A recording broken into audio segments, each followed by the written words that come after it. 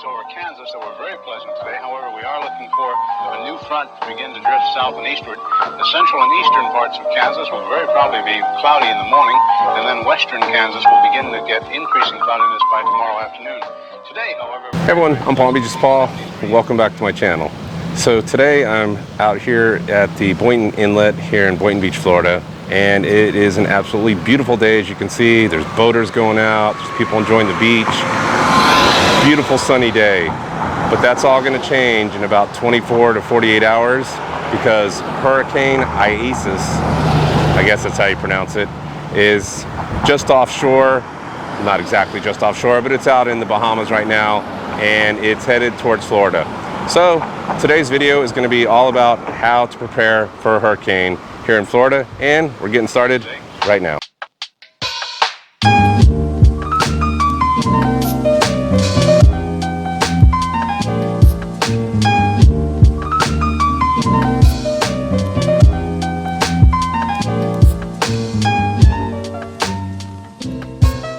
So this is much better. I found a nice shaded spot over here with some really cool parrots that are all above me singing and talking. So hope they don't mind me videoing. So yeah, the 2020 hurricane season has officially kicked in. It actually starts June 1st. That's when hurricane season starts here in the Atlantic Ocean, June 1st, and it runs through November 30th. But it's been pretty quiet all summer, but it's also been extremely hot, and those warm temperatures have been heating up the ocean, and August is when things start to kick up here in South Florida. And true to its nature, tomorrow is August 1st, and we have a hurricane headed our way. All right, so either you're thinking of moving to Florida or you already live here in Florida, and this may be your first hurricane, and you're thinking, what do I do? Well, the first thing you don't do is panic, because everyone watches the news and gets all freaked out, and they go into panic mode, and then they start rushing to the gas stations, they start rushing to the grocery store, they start rushing to the hardware store, and tempers flare. So the first thing you need to do is keep calm. Once you've got that under control, you need to make a list. You need to think of what supplies and things you need, and depending on the storm, there's a lot of variables. Now, one of the first things you should have done was June 1st, you probably should have had your hurricane supplies already together. Now, not everyone does that, but it's good to have a hurricane supply kit somewhere in the house with some essentials like batteries and some flashlights and just those things that you're going to need, plus some water on hand. But if not, you need to go to a local grocery store and get some of your supplies. Now, any hurricane or weather station is going to have their hurricane list, and you can get that list and download it, and it'll tell you the essential supplies that you should have in your house in the event of a hurricane like the one that's possibly coming. Now, I'm not going to go through every single thing that you need for a hurricane. There's lists out there, you can find a lot of stuff, but I'm going to kind of give you some tips on some of the essentials you should have. So first thing is you should have the supplies. So you're going to need water. You need enough water for everybody in your family, so you need to think about how many people in your family and how many gallons of water that you need per day for each person. Because there could be a loss of power, and that means there could be a loss to pressure to the city water, and therefore you wouldn't have any drinking water, although most people drink bottled water these days anyway. But so yeah, you want to make sure that you have enough water, and then you also want to make sure that you have some supplies and snacks. Those are going to be the things that you want. Some canned goods in case you do lose power. A lot of the homes here in South Florida don't have gas, so they run on electric stoves, which means unless you have a grill, you're not going to be able to cook anything. So you want to have some foods and snacks that you could at least get through a couple days until the power comes back. So think about what snacks you're going to want and things that you want to munch on, because depending on the strength of the storm, the power could go out. My experience with hurricanes, since being here for 28 years, we've had the power go out for a couple hours. We had the power go out for 2 weeks.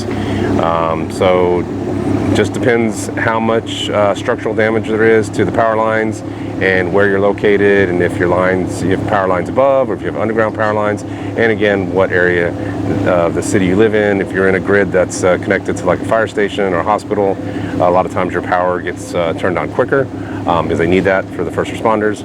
But again, you just want to be prepared for those things. Now, I can tell you a real life-saving tip for us is it's hot out right now, and if the power goes out and there's no AC, it's going to get really hot and it's going to get really humid.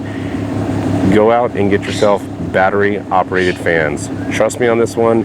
Unless you can sleep with dripping sweat, you will want to have some battery-operated fans. A lot of them use D batteries, so stock up, get your D batteries, and get yourself these fans. They can mean the difference between a decent night's sleep and no sleep at all. But it all depends on what you're comfortable with. I personally hate sweating when I sleep. I like it ice cold, so I usually want to have 2 of these fans blowing on me. A couple of those supplies that you'll probably want to have would be battery-powered radio, maybe a battery-powered TV, so you can kind of keep track of the weather, because as I said, if your power goes out, your internet goes out, and you're pretty much stuck. It's also not a bad idea to have some books, because when that power goes out and there is no internet, oh no, the world's come to an end. I know, I have a teenager. There's no cable, there's nothing. You're going to get bored real quick, so you don't want to be using all the battery power on your phones, because you want to save those in case of an emergency. So another important tip that you want to make sure is that you have all your medications. If you are taking prescriptions and everything, you want to make sure that you have those filled up, because there's a good chance, if the storm was bad, it could again close the pharmacy. You won't be able to get there, so you want to make sure that you have all your medicines on hand. That's important.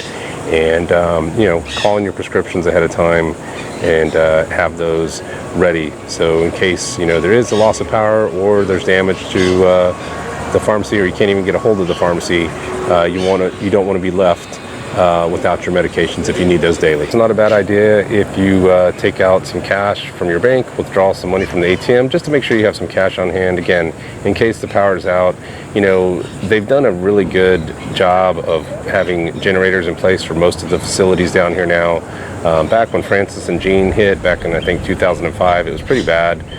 The gas stations, you couldn't get gas, there was no power, so a lot of places just didn't have backup, and banks and everything was closed, so it really made it difficult for everyone to get any money out or get any gas. But now they have, most of the places do have generators, so you have that taken care of. All right, I had to change locations. It was getting a little noisy back at the other park, and a lot of cars and people talking, so I drove down about 10 minutes maybe down the road to Gulfstream Park. I've made some videos here before, and it's here in Boynton Beach, close to Delray Beach. It's actually one of my favorite beaches to come to. One, because parking is free, and 2, because it's really clean and really nice. But anyway, so back to the hurricane. So you want to have your supplies, you want to have some money, you want to have your medicines and all that stuff. So you want to have an emergency list. Give your family and friends who are, family or someone out of state, if you're, concerned about it, just make sure that you have all those numbers and they have your numbers and they know where you're staying. That's always helpful. Now, something else you should know is that whether or not you live in an evacuation zone. So hopefully you know this already. If not, you need to get a hold of someone in your area, a neighbor or a city official, and find out if your area is considered an evacuation zone.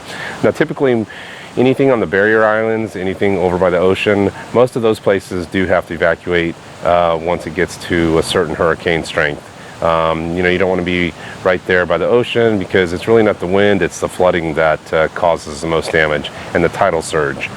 And if it's a big enough, strong enough hurricane, the tidal surge can be pretty dangerous. But that's something you want to look into. As I said, you can find a lot of information in your local news stations and whatever. They'll have an emergency guide for hurricane preparedness. Well, I just got a text or a Facebook notification from my wife, and apparently Palm Beach County is now under a hurricane watch, so it's gotten a little bit more real. But we're prepared.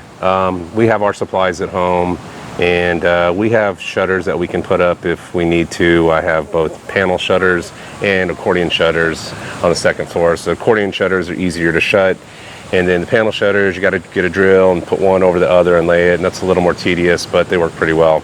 So that's something else you need to consider thinking about. A lot of people who live down here, and they're going through their first hurricane, especially if they're a little bit older and they can't do it themselves, or if they're disabled, they find it quite difficult to get someone to help them get the panels up, because a lot of the people start charging to do that and they get hired out and busy real quick. So if you need help, ask a neighbor or a family member, but also go on things like Nextdoor or your neighborhood Facebook group. And there's a lot of good people out there that will help. And I've known quite a few people who have come out and helped the elderly put shutters up to help them out. So it's a hard job. I remember doing it last year in my house, and it is quite a lot of work to put the panels up and the drill and do all the work. So, and then something else to consider would be having the plywood. Having plywood. If you're gonna do plywood, that's another thing you need to think about, and you need to get to the hardware store and make sure they have it, because it does run out a lot of times when hurricanes come around. And then you also need to make sure it's measured and fits your windows and each individual window. So you really want to have these things knocked out ahead of time before you get the warning like I just showed you on the phone. All right, so something else that's really important that you need to think about during a hurricane is if you're a pet owner like we are. What are you gonna do with your pets if you do have to evacuate? Because not all shelters will allow pets. So that's something you need to think about. Matter of fact, most of them won't allow pets. There's only certain ones that do, and you need to know which one those are ahead of time, because they will not let them in. And I know how some people can be about their pets. I know how we are about ours. They're like family, but they don't care. And I don't mean that to be rude, but they just can't have you bring your pets in when there's like 300 other people there. Plus the fact that with COVID going on right now, tensions are going to be high if people have to evacuate. So just be prepared. If you have pets and you can stay home and you feel safe in your house, then do that. If not, you do need to make arrangements to where you're going to go and stay if you have pets. All right, so I've kind of given you guys some ideas how to prepare for a hurricane. Like I said, this isn't a Weather Channel YouTube update on hurricane preparedness. You can find everything online, what you should have and shouldn't do. Use common sense. Don't get out and go driving around trying to look at the waves and the stuff. I mean, everyone goes by the beach for the first couple hours, but it can get pretty dangerous, and eventually the police will block off access to the beaches, and then they'll shut the bridges down as well. When the speeds get to a certain strength, they won't lift the bridges up anymore. So, but they will block you from going over to the barrier islands if the storm's pretty bad. And they're just doing that for your own safety, because it can get pretty dangerous with the waves coming in, and we don't want a rescue mission. So that's important to consider. And then another thing you really need to think about is if you have children, this can be quite frightening for a child. It's scary for adults, especially if the storm's strong. The wind howls. It can be a really scary event to go through if you've never been through a hurricane. But if you have kids, you want to have games and books and activities. And remember, probably going to lose power, so you need to think about what you can do to keep the kids' minds off the storm and away from the windows and the sound of it. Because when that wind's howling outside, it gets pretty creepy, and it can frighten a child really quick, especially in a house that's completely dark. So think about the kids, and just make sure you have lots of lights. Try not to use candles. Candles are just dangerous, and there's so many fires. And another real important tip, if you do have a generator, don't run it inside. I know it sounds stupid, but so many people die every year because they run their generators and they leave the garage shut. If you can have a generator, do it during the daytime. And sorry, there's a plane going right above my head. What'd I tell you? Always a plane. I think it's gonna land on me. But if you have a generator, use your brain, have it outside in a well-ventilated area and run it, and be safe about it. Yeah, so that's some of my tips for being prepared for a hurricane here in South Florida, or anywhere for that matter. And August is when they start to really kick up, and we typically see them through August and September and October, and then they kind of die down. So usually not too many in November.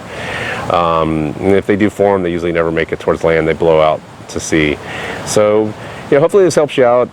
Just remember, stay calm. You'll get through this. I've been here for 28 years, been through quite a few hurricanes, and with minimal damage. And just make sure you have, everything prepared.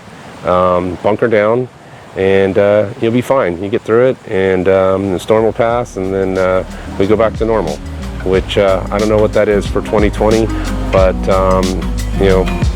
whatever it is, I hope it's good for you.